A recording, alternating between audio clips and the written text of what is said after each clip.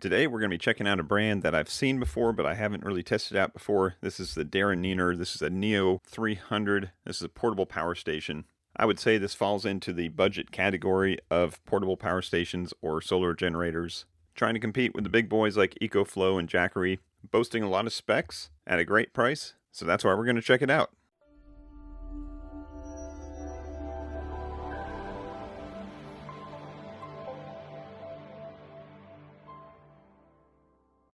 Hey everybody, it's Chris from Family Geekery, and today we're going to be checking out this Neo 300 from Darren Neener, and I hope I'm pronouncing that right. That's what it kind of looks like it's supposed to be pronounced like, but this is another portable power station, and I consider this to be kind of in the entry model of, sizes, somewhere in that 300 ballpark watt hours of battery capacity.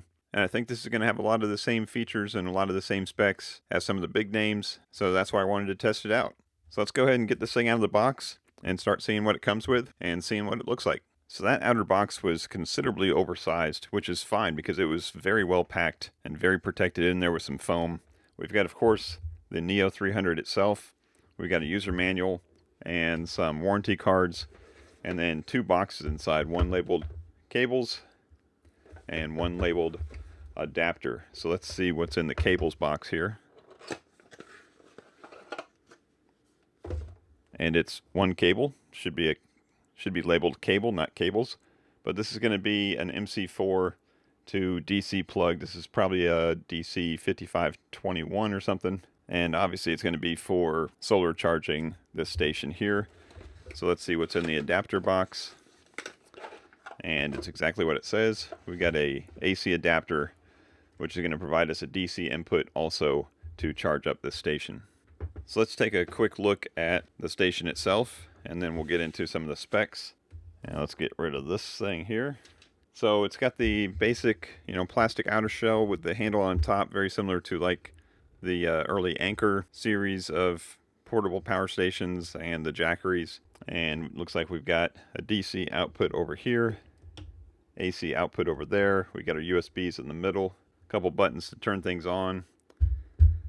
As we flip this thing around, let's see, of course we got a light on the back here we'll take a look at, and probably just ventilation from the sides. So let's take a look at some of the specs on this thing here. And the specs are not listed in the user manual. Of course there is a QR code to scan. Maybe there's a different manual online. Let's see if those specs are on the bottom here. And yes, they are. So let's zoom in and take a look at what they say. So the first thing we're going to look at is the fact that this is a lithium iron phosphate battery, and that's good. That's the newer type of batteries that have what they call 10-year life. If you recharge them and charge them up thousands and thousands of times, they still maintain most of their capacity. And speaking of capacity, it shows here 268.8 watt hours. So that's how you rate how long this thing is going to run. And it's just basic math. If you had something that was 268 watts plugged into it, it would run for 1 hour. So if you divide that number by any other number, like if you divide that by 2, and let's say it's 134, if you plugged in something that was 134 watts, then it would run for 2 hours. Now speaking of AC output, it shows that it's got one AC output port, good for 300 watts or a surge of 600. I always just ignore the surge and just assume that 300 watts is what it can continuously put out without any problems. Then we got, looks like, some USB Quick Charge 3 and a 5 volt 3 amp port. So we got an 18 watt and a 15 watt USB A output, and then the USB C outputs look like they go up to 60 watts power delivery. There's a cigarette lighter port there. It's 12 volts at 8 amps or 120 watts max. That math doesn't exactly jive out, but we know it's 12 volt output. And then the DC input, which looks like we're going to be using that same input port for both the AC charger and a DC charger, and solar input, says that it's 10 to 19 volts at 3.42 amps, a max of 65 watts. So let's take a look at the AC adapter that comes with it, and it does say that it's 19 volts at 3.42 amps, or basically 65 watts. So that's what we've got to charge this thing with from the wall, and it says the solar input is 18 volts at 5 amps, or 20 volts at 5 amps, a max of 100 watts. So we're going to, of course, test all that out, but let's go ahead and get it set up for charging and take a look at the screen and see how everything looks. Alright, so I've got it plugged into the wall with its 65 watt adapter here, and it woke up, of course. We got a little screen on here just showing a battery kind of charging up. No percentage numbers. I always prefer percentage numbers, but when we're looking at the budget side of things, sometimes all you get is just a battery indicator, and it shows that we've got power going in.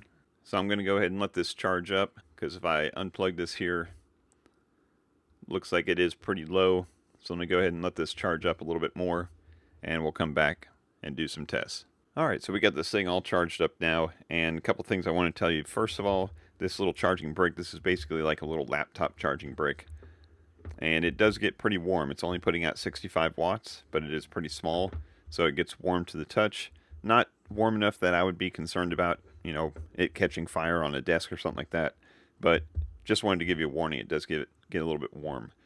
In addition to that, because it's only 65 watts, and this is, you know, 260 whatever watt hours, it's going to take 4 to 5 hours to completely charge this if it was empty, and this was pretty empty when I got it out of the box. So plan on about 4 or 5 hours of charging with your included charger, and it was pulling 65 watts. I tested it with the watt meter, and it was doing exactly what it's supposed to be doing. Now, in addition to that, I did pull out a variable DC power generator. I didn't film it, but I'll just talk you through it. I plugged it in here, put it to the 18 volts and the 20 volts that it said that the solar would be compatible with, and this did pull about 60 watts from that DC power generator. So I do believe the specs that say that it will do about 3 amps at that 18 and 20 volts, but in the box it said 18 volts at 3 amps, 20 volts at 3 amps, and 100 watts max. But it didn't matter what voltage I had it on, it was getting about 60 watts coming in. So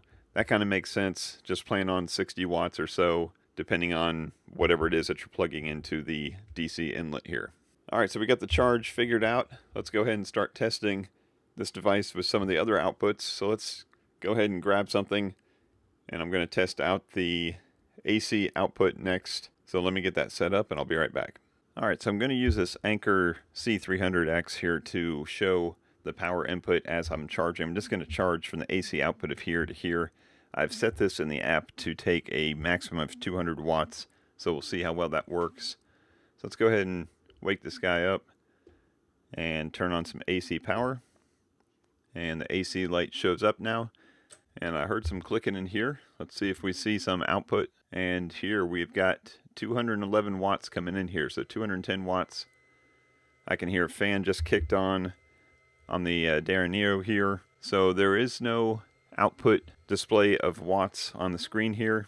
That's one of the downsides of getting something, again, more on the budget side. We just got the bars instead of a percentage, and then we just got an AC indicator here with an output indicator here, and it's showing 60 hertz at 110 volts, but it is outputting 210 watts without any problem.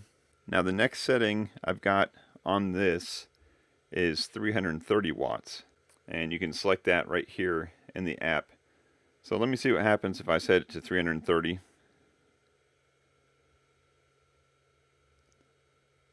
And we just jumped up to 335 watts coming in.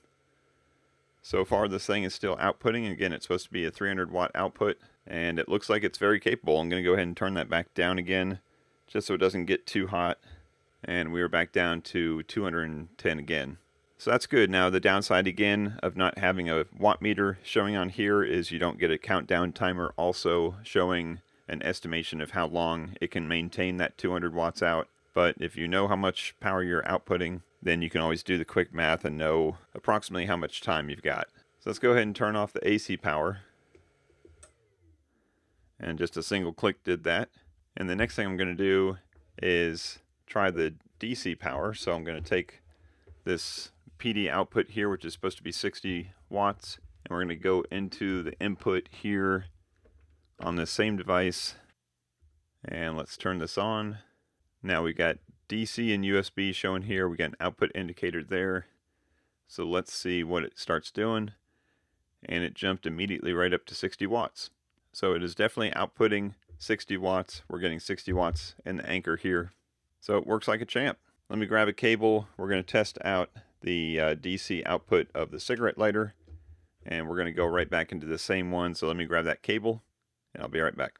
Alright, so now I've got a cable here. This is just a cigarette lighter plug to XT60, and I'm going to use this to plug into this same Anker Solix. So let's go ahead and plug that in. Still got the DC output going, and let's see how many watts we get. We got 93 watts. It jumped right up to, and this is the one that listed that it'd be about 12 volts, 8 amps or so, and it said 120 watts max, but 12 times 8 is more like 96 or something. So this 90 watts, that's more what I was expecting. But if you need to output 12 volts out of here, looks like it's working just fine, pretty close to 100 watts. Alright, the last thing I wanted to check out here was this light back here. Now, there is going to be some flashing, so if you have any sensitivity to flashing or strobing, then please go ahead and fast forward past this part. But it's got 4 modes. If you press and hold for a second, it turns on, and it eventually glows up to what they call the 100%. And then from here, you have to press and hold again to switch modes. If you just tap it once, it's going to turn off. So press and hold. This is 50%. Press and hold. This is the SOS strobe. And then press and hold again. And this is the fast strobe. So at any time, if you press and hold again, it goes back to the beginning. But at any time you just tap it once, then it turns back off. So most of these devices have a light on there. It's always helpful, especially if you're going to be using this for camping or emergencies. Then it's nice to have a light, so makes sense to include one. But I think that's basically all the tests I wanted to do. We tested out the inputs, the outputs, we tested out the light, and everything works as expected. If you're looking for a no-frills, like low-tech version of one of these things, then this is obviously a good solution for that. No Wi-Fi, no Bluetooth, no fancy screen. But if you need emergency power, or if you need portable power, or if you just need to charge up some phone somewhere, run an AC or DC device, then it does all that. So I think that's going to wrap it up for this one. I hope it was helpful. If it was, I appreciate a thumbs up. That helps out the channel. If you have any questions about this, go ahead and drop them down in the comments below. I'll leave some links down there also, so you can find this and learn more about it. And if you want to pick it up, there'll be links down there for that too. So go ahead and check out the rest of the channel. Lots of other reviews on devices just like this. Larger ones, smaller ones, fancier ones. You name it, you can probably find it on the channel. But that's going to do it for this one. I thank you as always for watching, and until next time, peace out and geek out.